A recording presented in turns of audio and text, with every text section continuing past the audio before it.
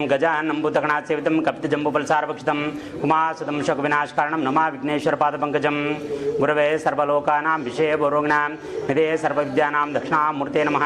वागर्धाविव संवृक्तौ वागर्धौ प्रतिपत्तये जगतौ पितरौ वन्दे पार्वती परमेश्वरं श्री शंभुलिंगेश्वर देवताभ्यो नमः।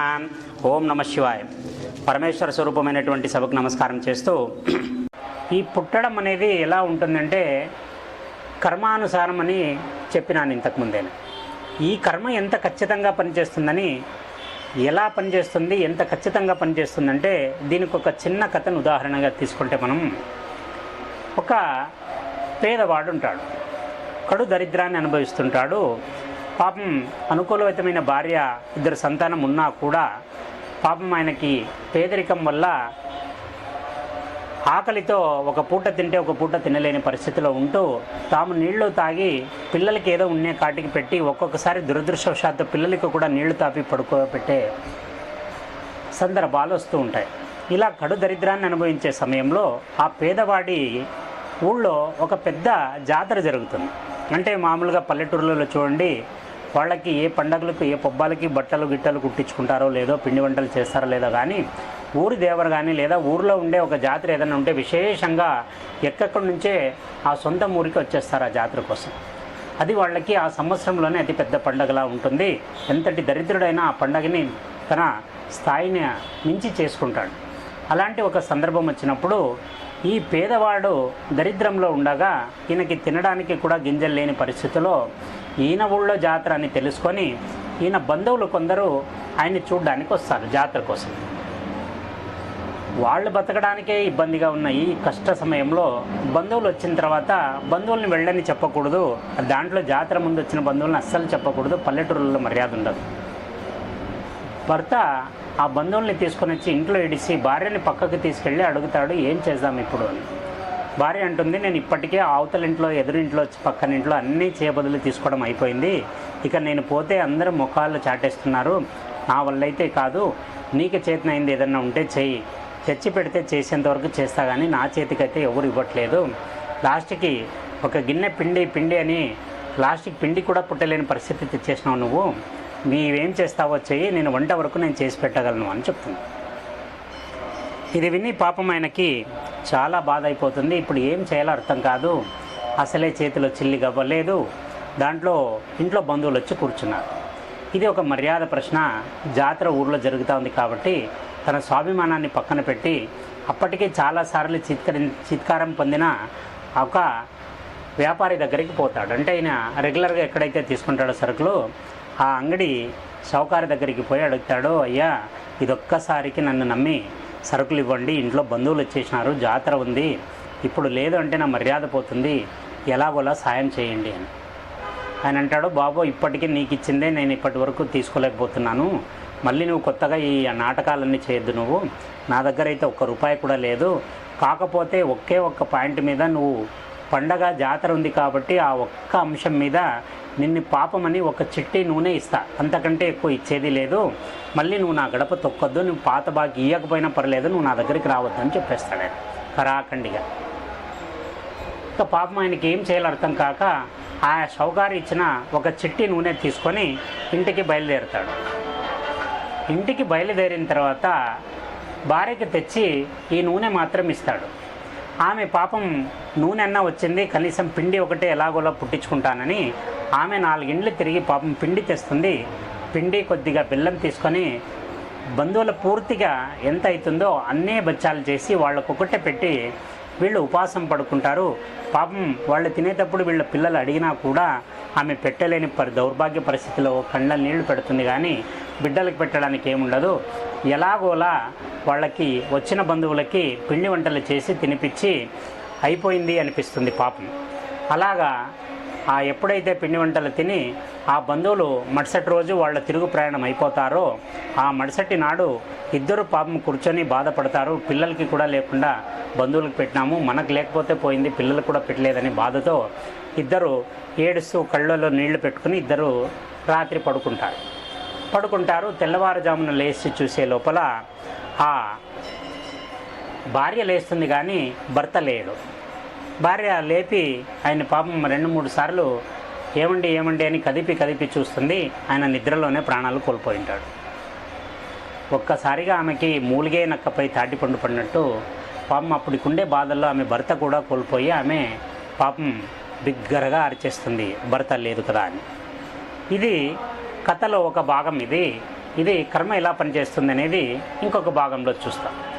ఇక్కడ ఏమవుతుందంటే ఇంకొక దగ్గర ఒక పెద్ద జమీందారు ఉంటాడు. ఆయన చుట్టూ ఎన్నో పరగణాలు ఉంటాయి, వాటన్నిటికీ ఆయనే అధిపతిగా ఉంటాడు. పూర్వీకుల నుంచి ఆయనదే మొత్తం వాళ్ళ వంశానిదే అక్కడ పెత్తనం ఉంటుంది. ఆయన చెప్పింది అక్కడ శాసనం. అంత పెద్దటి జమీందారికి ఆయన అంత పెద్ద పరగణాకి ఆయన మాట చెల్లుబాటు అయ్యే ఆయనకి అన్నీ ఉంటాయి. కానీ మంచి రూపవతి అయిన భార్య గుణవతి అన్ని రకాలుగా ఉన్నా కూడా ఆస్తులు అంతస్తులు అన్నీ ఉన్నా ఒక్క సంతానం మాత్రం కలగదాయి. భగవంతుడు చూడండి, ఒక్కొక్కరికి పరీక్ష పెట్టాలనుకున్నప్పుడు ఒక్కొక్క రకమైన పరీక్ష పెడతాడు. ఈయనకి అన్నీ ఇచ్చేసినాడు, ఇక జీవితంలో ఏదీ లేదనుకోవడానికి లేదు. కానీ ఈ వంశాన్ని ముందుకు తీసుకెళ్ళడానికి ఆయనకి సంతానం లేదు. ఇప్పుడు ఈ పరిస్థితుల్లో ఆయన ఏం చేయాలో అర్థం కాక రోజు భార్యని తీసుకొని పాపం ఎవరు వస్తే ఫలానా దేవుడు బాగున్నాడంటే దేవుడి దగ్గరికి, ఫలానా ఊరు పవర్ఫుల్ అంటే ఊరి దగ్గరికి, ఇట్లాంటి దేవుడు అట్లాంటి స్వామి అంటే అక్కడికి, ఇలాగా ఆయన ఎక్కడ కావాలంటే అక్కడ తిరుగుతూ సంతానం కోసం ఆ ఆలుమగలు పడని పాటలంటూ లేవు. చివరి ఆఖరికి పాపం దేవుని మీద నమ్మకంతో భార్యకి నచ్చజెప్పేస్తాడు. ఇంకా మనం తిరిగింది చాలు, మనకు ప్రాప్తం ఉంటే దొరుకుతుంది, ప్రాప్తం లేకపోతే మనకి ఎప్పటికీ సంతానం కలదు, ఇక అంతా దేవుని మీద భారం వేసేసి వదిలేద్దామని చెప్తాడు. ఇలా ఉండగా కొద్ది రోజులకి ఆ దేవుడి కృప వాళ్ళకి కలుగుతుంది. అతని జమీందారు భార్య గర్భవతి అవుతుంది. గర్భవతి అయిన తర్వాత ఈ మాట ఎప్పుడైతే రాజుకి అంటే ఈ జమీందారుకి తెలుస్తుందో ఇంకా ఆయన ఆనందానికి అవధులు లేకుండా అయిపోతుంది. కానీ దీన్ని త్వరగా సెలబ్రేట్ చేసుకోకూడదు, దీన్ని ఇటువంటి విషయాలు కొంచెం గోప్యంగా ఉంచాలని చెప్పేసి వాళ్ళు గోప్యంగా ఉంచి ఎప్పుడైతే పిండం బలపడి రోజుకి ఆమె కడుపు ఉబ్బెత్తుగా కనిపించిన తర్వాత అప్పుడు అందరికీ చెప్పడం మొదలు పెడతారు భార్య గర్భవతి అని. ఎప్పుడైతే ఆమె గర్భవతి అని తెలుస్తుందో ఇక ఆమె శ్రీమంత కార్యక్రమమే ఎంత గ్రాండ్గా జరుగుతుందంటే ఒక 100 పెళ్ళిళ్ళు చేస్తే ఎంతటి దీనిగా ఉంటుందో, ఆడంబరంగా ఉంటుందో అలాగే వాళ్ళకి కూడా అంతే ఆడంబరంగా ఒక 100 పెళ్ళిళ్ళు చేస్తే ఎలా ఉంటుందో అంతటి ఆడంబరంగా కేవలం ఆమె శ్రీమంత కార్యక్రమాన్ని చేసుకుంటారు. ఇలాగ జరిగిన తర్వాత కొద్ది కాలానికి ఆమె 12 బిడ్డనికి ప్రసవిస్తుంది. మంచి తేజోమూర్తిగా ఉంటాడు అబ్బాయి. జమీందారికి ఇక ఆనందానికి అవధులే ఉండవు. ఇంకా అలాగా సంతోషంతో ఆయన కొడుకుని తీసుకుని వచ్చి అందరి ప్రజలకి వాళ్ళ చుట్టూ పరగణాలో పనిచేసే అందరికీ చూపించి సంతోషపడతాడు.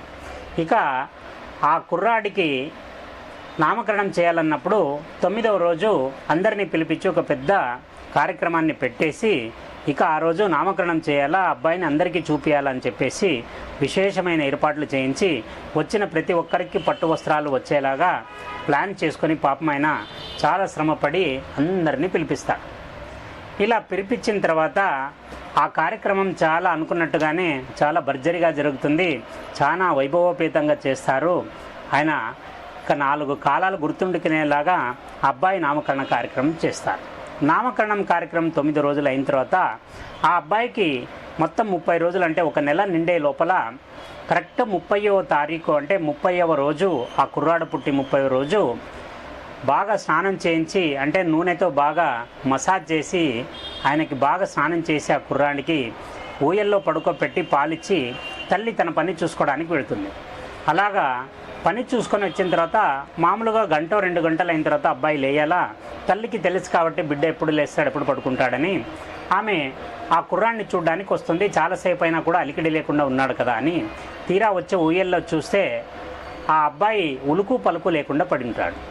ఆమెకి గాబరా అయిపోతుంది, ఏమైంది పిల్లోనికి అని చెప్పేసి పాపం ఎత్తుకొని అక్కడ ఉండే వాళ్ళ దీవానంలో పనిచేసే ఒక ముసలమ్మకి చూపిస్తుంది.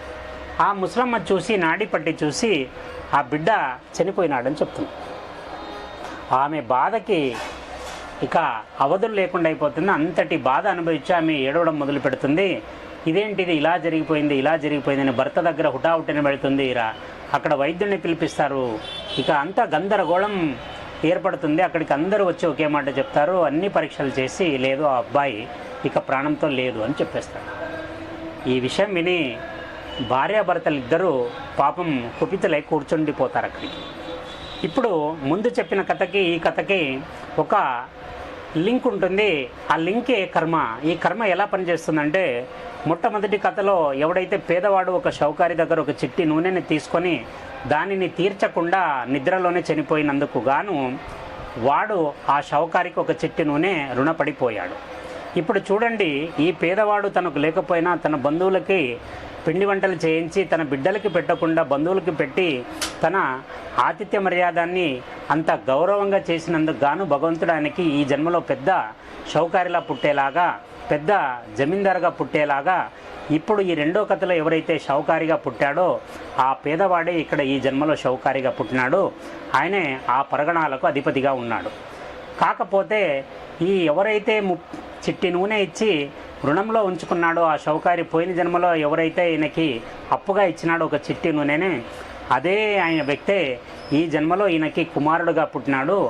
ఆ కుమారుడుగా పుట్టిన తర్వాత ఒక చిట్టి నూనెతో అబ్బాయికి మామూలుగా స్నానం చేయించే ముందు మనకి ఒళ్ళు నిమురుతూ ఉంటారు, బాగా దేహం బాగా దౌర్ఢ్యంగా అంటే బలంగా ఉండాలని చెప్పేసి పిల్లలకి అన్ని మసాజులు చేస్తూ ఉంటారు. ఒక రకంగా ఫిజియోథెరపీ ఇప్పటి లెక్కలో.